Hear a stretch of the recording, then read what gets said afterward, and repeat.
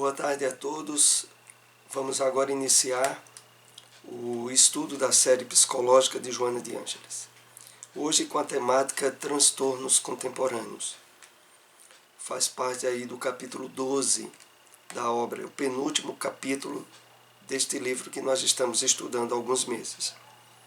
E, como sempre, vamos fazer a nossa introdução com um comentário de um trecho de uma mensagem do Espírito Emmanuel. Extraído do livro Cartas de Paulo, Evangelho comentado por Emmanuel, Carta aos Colossenses, capítulo 3, versículo 17. Ampara-te na providência divina e trabalha sempre em benefício de todos. Distribuamos o bem, entregando nossas atividades ao Cristo. Junto dele, sejam para nós a glória de amar e o prazer de servir. Vamos fazer aqui alguns apontamentos para introduzir o nosso estudo dessa tarde. Quando Emmanuel aqui nos propõe ampara-te na providência divina e trabalha sempre em benefício de todos, ele leva em conta a mensagem dirigida para nós espíritas, o conhecimento básico e, se possível, aprofundado do funcionamento das leis divinas e da realidade do mundo espiritual, para que nós, de fato, possamos estabelecer esse amparo na providência divina e também, e sobretudo, trabalhar em benefício de todos. É evidente que, na medida em que o conhecimento da realidade espiritual da vida e dos objetivos de cada encarnação que partilhamos na Terra, na medida em que isso vai sendo, de fato, constituído convicção dentro de nós, abrem-se o entendimento do Evangelho do Cristo na sua grande proposta de servir, de sermos instrumentos do bem em benefício de todos. E continuando, Emmanuel diz, distribuamos o bem, entregando nossas atividades ao Cristo. Aqui Emmanuel fala algo que é profundamente ligado a esse estudo que nós estamos tendo da psicologia de Joana de Ângeles, da psicologia espírita. Porque quando ele diz distribuamos o bem entregando nossas atividades ao Cristo, ele se refere à vivência da caridade, do amor, da prática do bem, no clima de humildade, renúncia e abnegação, que significam, sobretudo, a superação das armadilhas do ego, a superação das experiências que tivemos em termos profundamente egoístas e aonde o orgulho e a vaidade estiveram muito presentes. Então, distribuamos o bem, entregando nossas atividades ao Cristo, é não ter expectativa nenhuma em termos humanos ou materiais do bem que nós façamos, por estarmos integrados profundamente na perspectiva do Evangelho do Cristo, aonde a própria prática do bem e a ajuda em que nos tornamos intermediários dos benfeitores espirituais, por si só, passa a constituir o maior prêmio que poderíamos desejar. Junto dele, sejam para nós a glória de amar e o prazer de servir. Fechando esse trecho da mensagem, a necessidade profunda desse trabalho de despertamento espiritual, de despertamento do eu profundo, do si, do self, como sempre utilizamos aqui nos comentários dessas obras de Joana de Ângeles. Porque à medida em que isso vai acontecendo conosco, aí sim, de fato, podemos exercer o bem, o amor, a caridade, sentindo-nos profundamente gratificados pela oportunidade de servir, como aqui Emmanuel nos remete à reflexão e à meditação. Vamos assim dar início ao tema transtornos contemporâneos, que nesse estudo de hoje estará sobretudo estabelecido no item impulsos doentios e perversos. E começa Joana. O equilíbrio da personalidade resulta do fenômeno de integração do ego com o corpo sob o comando da mente. Quando se rompe essa harmonia, advêm transtornos emocionais que conduzem a comportamentos doentios com impulsos mórbidos. Vamos aqui fazer algumas observações. O equilíbrio da personalidade resulta do fenômeno de integração do ego com o corpo sob o comando da mente.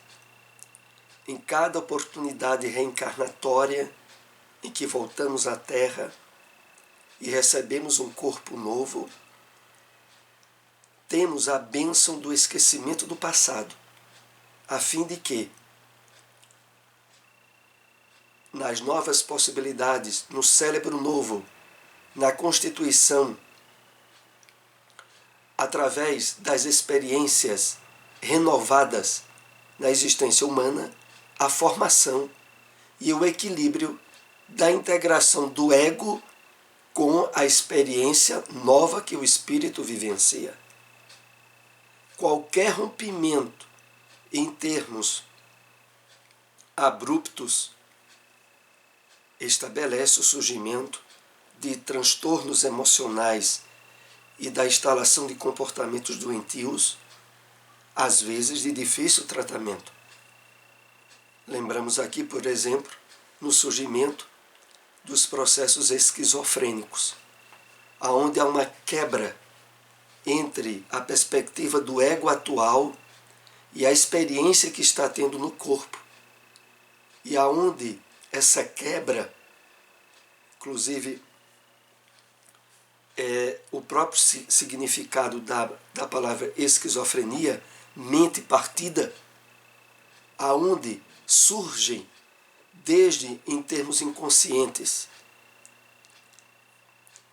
perspectivas e inerentes ao passado do espírito, e aonde ele não dá mais conta face à experiência encarnatória nova, tem muitas vezes o desencadeamento pelo impacto da experiência nova, onde o espírito não admite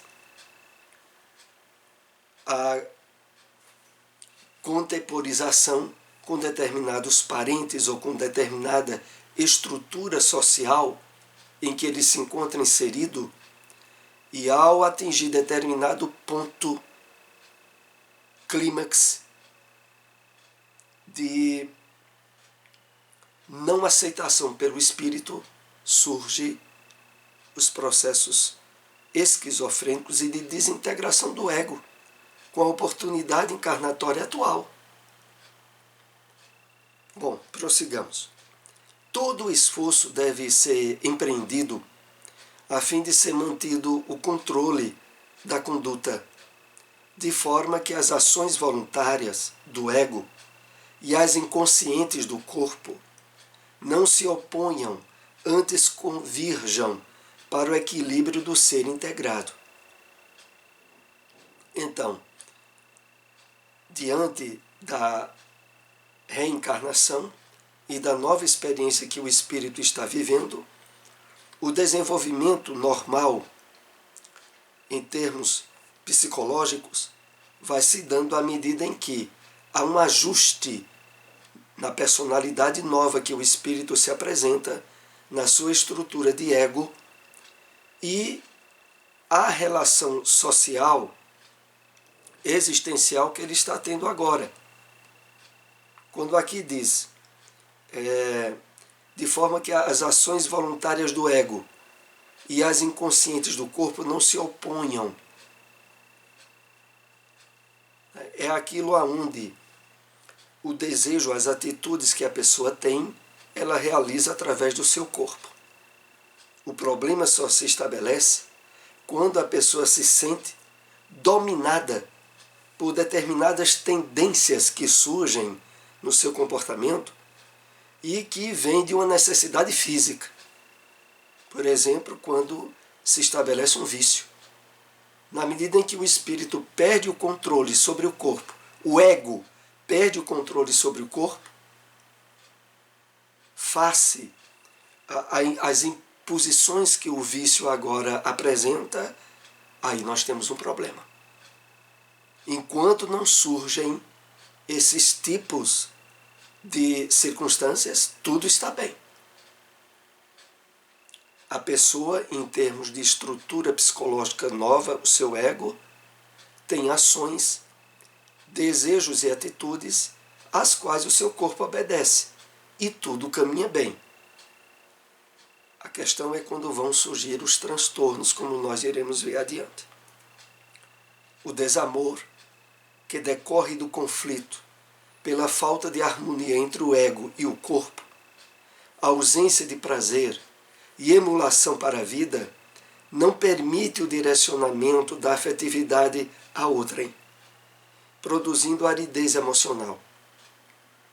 Aqui Joana nos traz a reflexão, situações de conflitos que às vezes surgem quando, ao passar por determinadas experiências de sofrimento, o espírito constrói uma espécie de proteção para não incorrer mais naquele tipo de possibilidade de sofrimento, e isso o impede de ter uma afetividade normal, um relacionamento renovado com outrem, descartando, em termos de material não aproveitável, determinada experiência frustrada que tinha tido antes. Mas quando, por certo desarranjo no seu comando ou no seu domínio daquela experiência, ele bloqueia-se a novas oportunidades, a novas situações, aí ocorre, como Joana aqui coloca, não permitindo o direcionamento da afetividade a outrem, produzindo aridez emocional. É aquela situação onde a pessoa, às vezes por ter sido traída, às vezes por ter tido uma experiência frustrante em termos de relacionamento, ela corta e impede qualquer possibilidade de renovação. Aí nós já temos um transtorno. Nesse campo de batalha, a imagem do indivíduo se torna detestável. É necessário castigar o corpo, mediante dietas rigorosas e autopunitivas, caindo em distúrbios de anorexia ou de bulimia, nunca satisfazendo-se com os resultados obtidos. Aqui Joana vai ampliando o entendimento nosso sobre essas possibilidades de transtorno e o que elas geram. Então, o espírito, por não estar bem face a determinadas situações que vivenciou, tem atitudes que passam a ser agressivas ao seu corpo. Aonde aí já começa a haver uma ruptura entre o ego, o desejo da sua pessoa e aquilo que ela está fazendo com o corpo dela. É quando, exemplo, surgem em algumas pessoas essas dietas rigorosas ou autopunitivas, que nós precisamos também estar muito atentos. No caso da anorexia, que é a ausência de apetite a tudo e a projeção para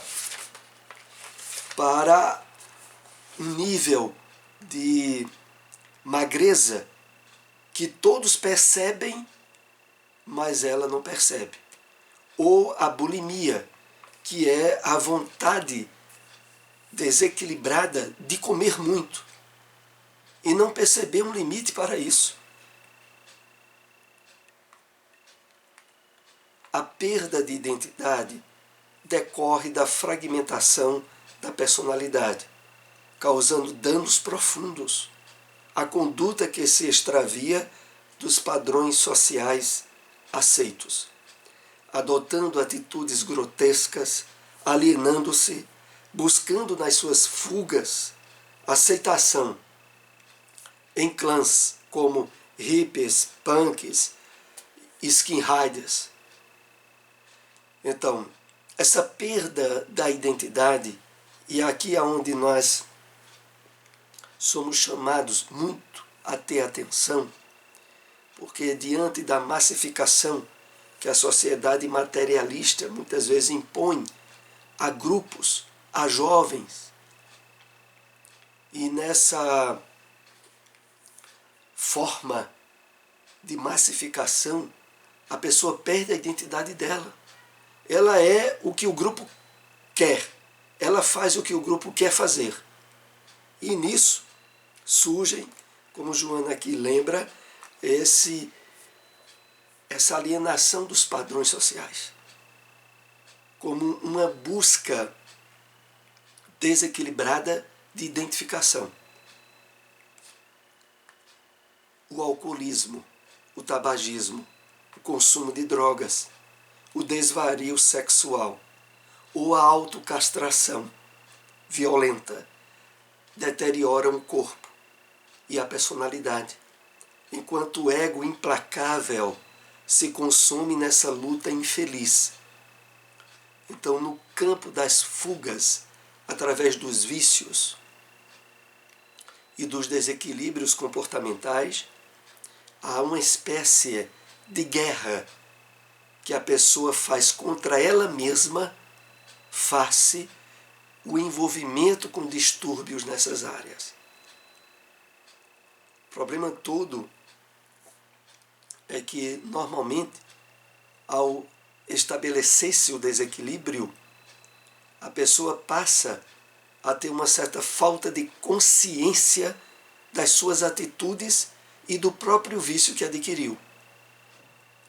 Lembramos aqui, por exemplo, a grande dificuldade que as pessoas têm de se reconhecerem alcoólatras.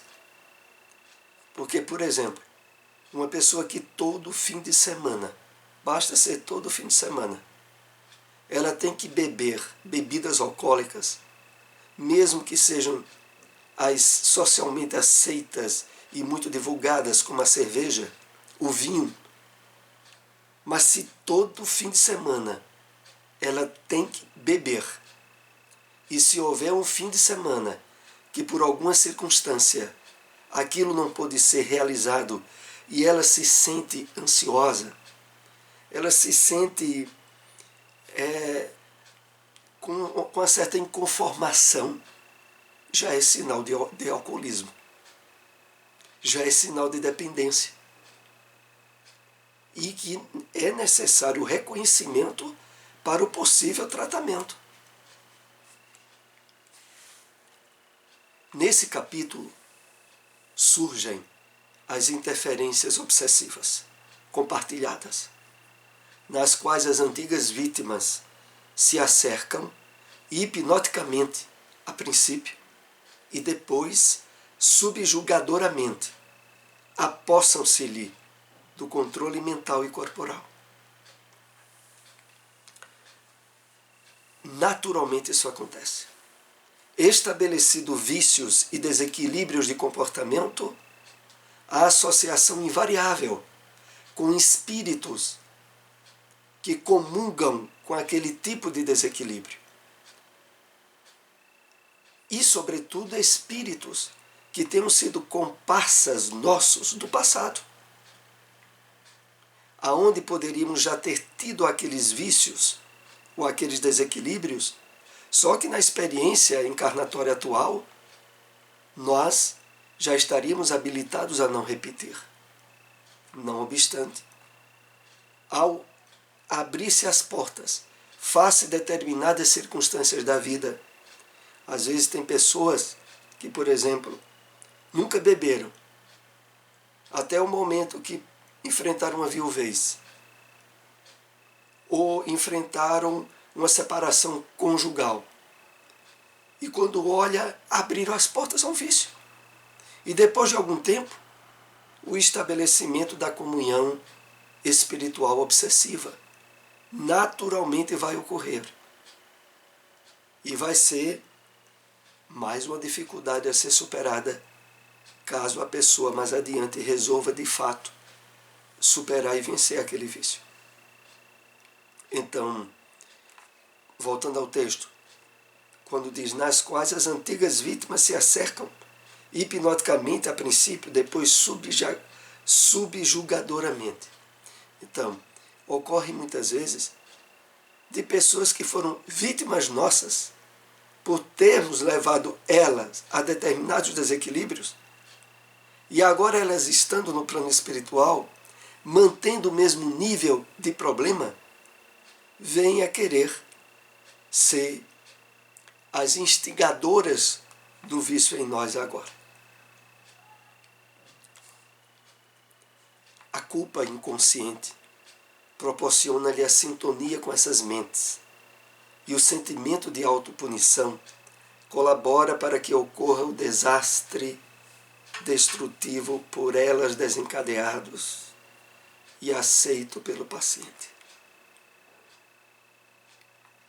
Então, as brechas para a instalação das interferências espirituais estão na culpa.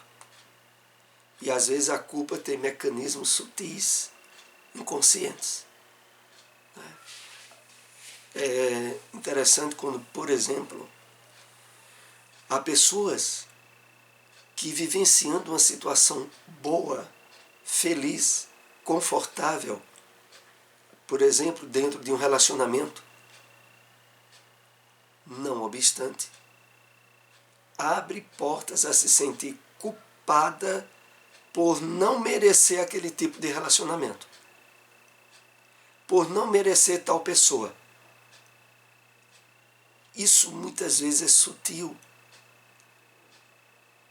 Estabelecido esse tipo de emoção, aí logo se faz presente alguns espíritos para instigar a pessoa, estimulá-la mesmo e dizer, realmente você não merece não. Você não vale nada. Você é uma mentirosa. Ou senão vai atacar determinadas áreas emocionais frágeis da pessoa e quando olha, está instalado um processo obsessivo. Então, a culpa inconsciente, e é por isso que nós precisamos muito sermos pessoas profundamente gratas a Deus e à vida, em toda e qualquer circunstância, ou mesmo dificuldade que venhamos a passar. Porque na medida em que nós trabalhamos, porque vejam só, hábito emocional da gratidão se trabalha, se exerce. É preciso cuidar.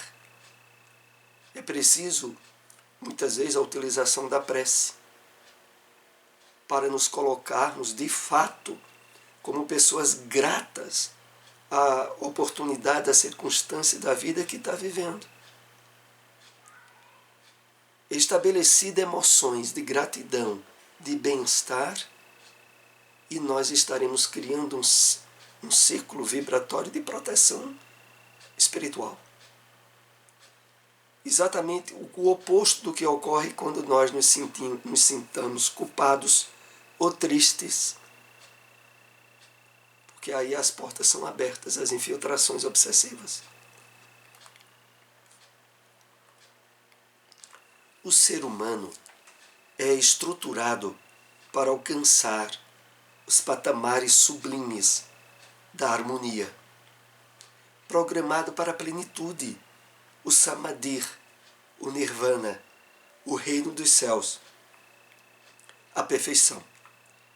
A partir dessa parte no capítulo do livro, Joana começa a trabalhar um enfoque positivo de superação de transtornos.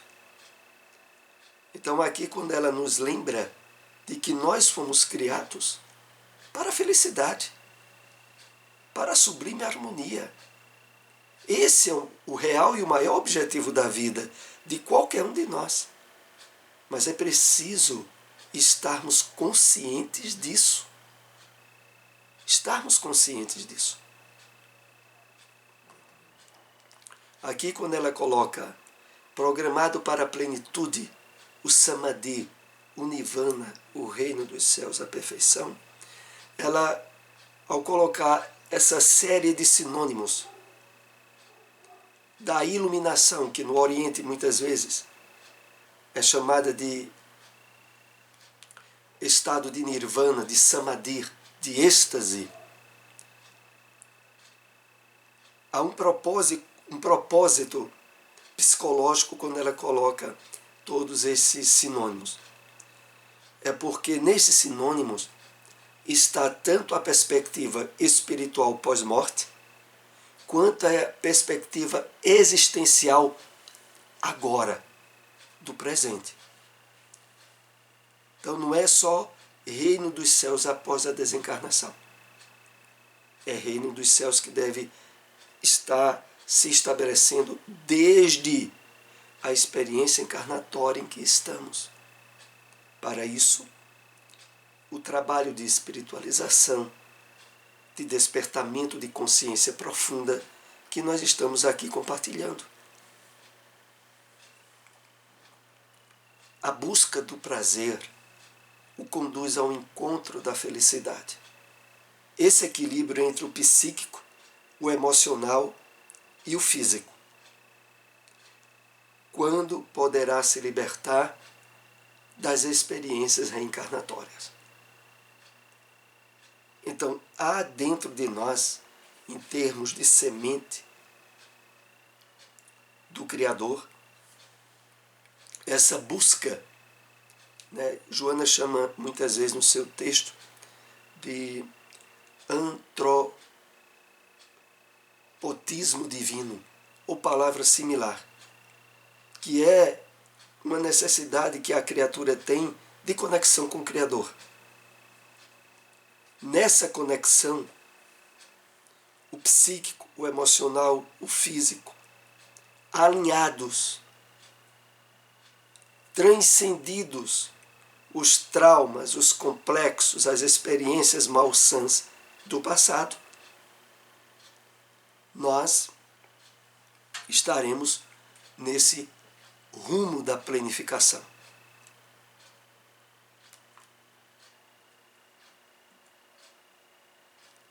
Para esse cometimento, o amor é preponderante, indispensável, por produzir estímulos e gerar energias que mais vitalizam, quando mais são permutadas.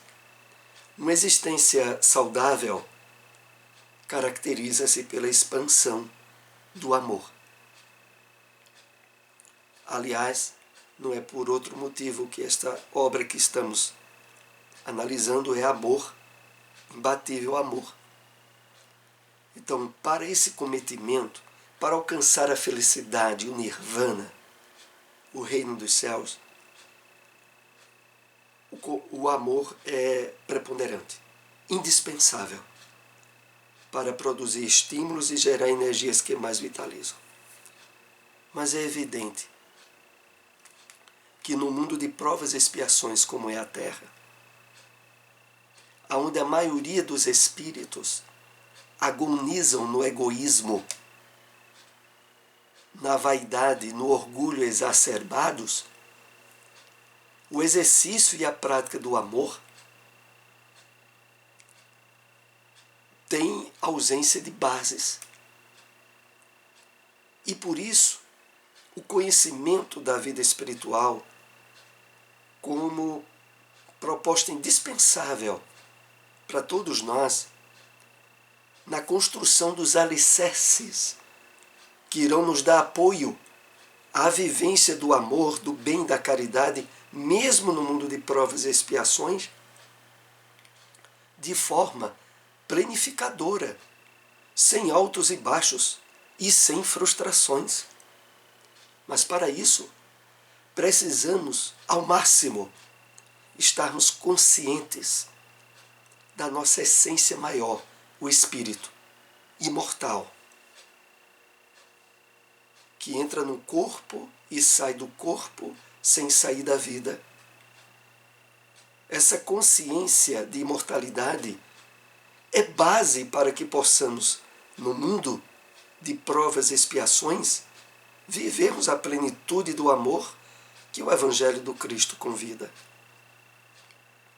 Mas não há dúvida, como o slide diz no final, uma existência saudável caracteriza-se pela expansão do amor, e o amor aqui nos seus mais variados aspectos: o amor filial, o amor paternal, o amor de cônjuges, o amor entre amigos, o amor da forma mais ampla e que atua nos mais variados campos em que a criatura humana interage com outras.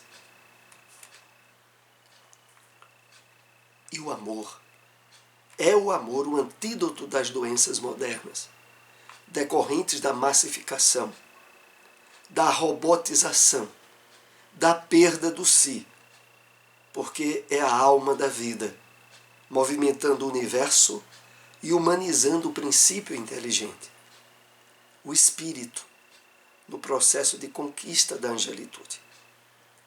Então, o antídoto para as doenças modernas, para os transtornos, como é o título desse estudo, os transtornos contemporâneos, os transtornos da atualidade, o antídoto é o amor. Porque na base, na estrutura dessas doenças, estão a massificação, a robotização. Robotização é as pessoas agirem como Maria vai com as outras, ou como atualmente tem se utilizado muito, agindo como rebanho, como se não tivesse individualidade. Da perda do si, a perda de se perceber espírito, porque é a alma da vida, o amor, movimentando o universo e humanizando o princípio inteligente. O princípio inteligente, que é o espírito desde o início da sua caminhada evolutiva, do reino mineral, vegetal, animal até o homem, no processo de conquista até a angelitude. Bom, esse foi o último slide do nosso estudo dessa tarde. E nesse capítulo que vimos hoje, Transtornos Contemporâneos, é o penúltimo capítulo, voltamos a dizer, do livro. E pedimos àqueles que nos acompanharam, se possível, compartilhem esse vídeo. Ele estará disponibilizado no nosso canal no YouTube. Até o próximo estudo. Uma boa tarde a todos.